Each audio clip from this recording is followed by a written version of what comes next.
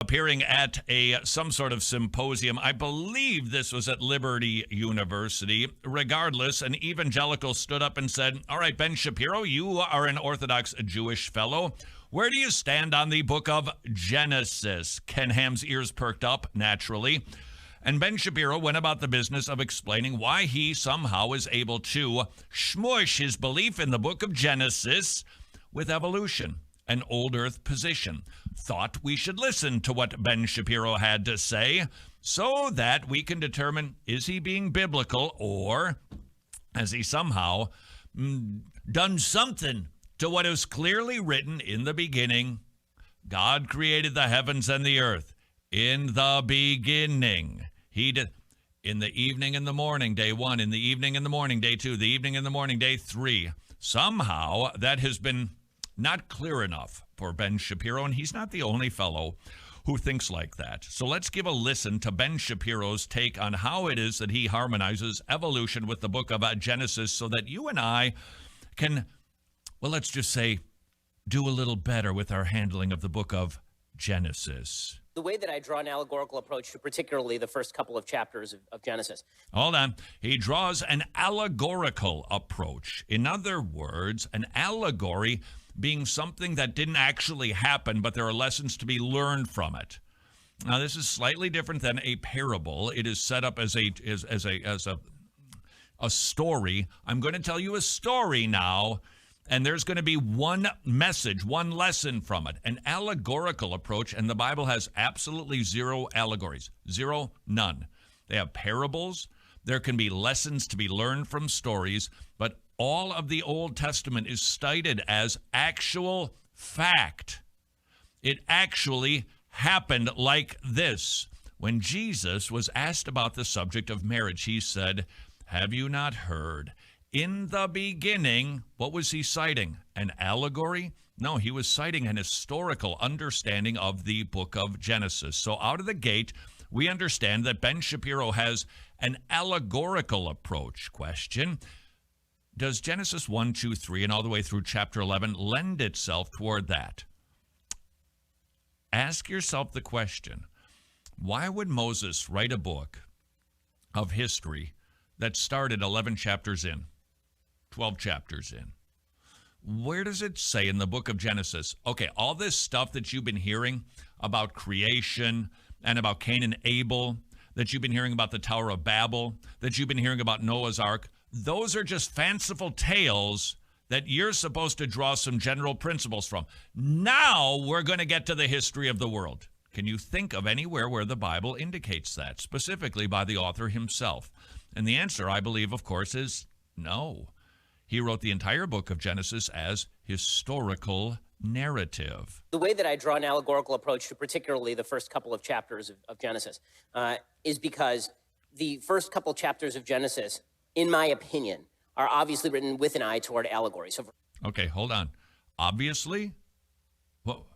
What makes that obvious? In fact, every single Hebrew scholar of a classical school would tell you, no, it's actually written with enough detail that it's clearly historical narrative. For instance, when you have names of things, when you have descriptors of specific things, it is tying it to reality. Example, it says at the beginning of the book of Genesis, Vayhi Or, Yom Echad, right? This is the day 1, right? And then it'll say that there was day 2. Well, so first of all, God creates light before he creates the sun. Okay, this is an old argument. God creates light before the sun. And what he's going to get into is the length of a day is determined by what?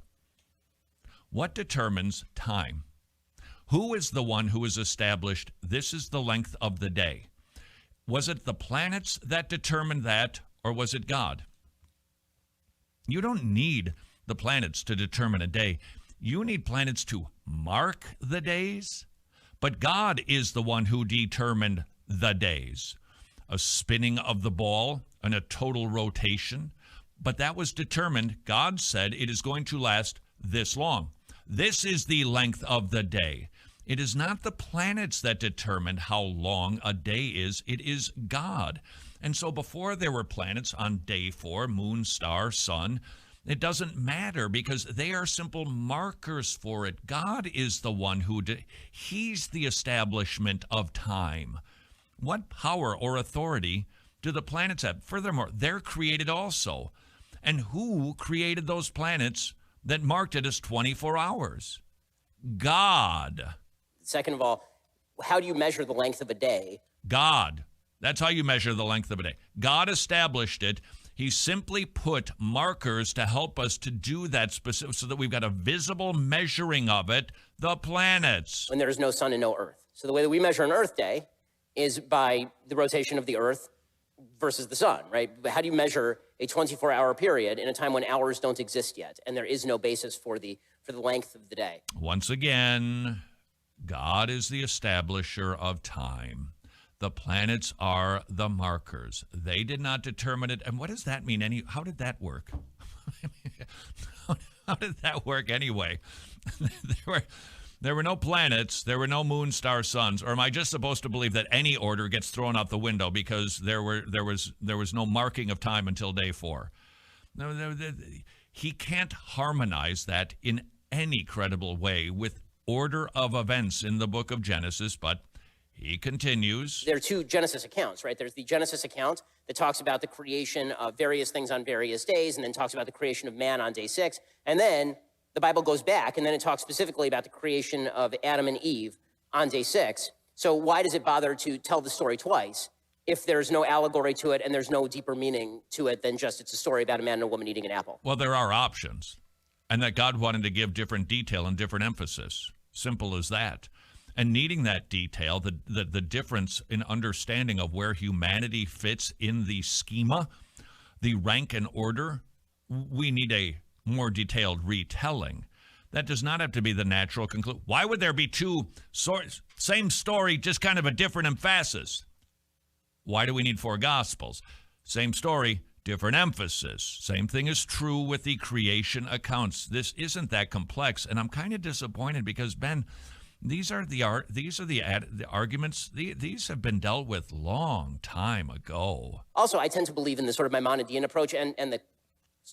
By the way, if you're not familiar with Maimonides, he's well worth at least being aware of. I believe 12th century Jewish rabbi. He is esteemed as probably the preeminent rabbi, perhaps even of all time. They love to quote Maimonides. Also, I tend to believe in the sort of Maimonidean approach and the Thomas Aquinas approach to this, frankly, which is that if there is a lack of convergence between faith and reason, then you're getting one or the other wrong. Okay, so which one wins? And let's just put it a little bit more boldly. Forget faith and reason for a moment. Let's talk faith and science. And by the way, let's remember, looking back in the past isn't science, it's observation.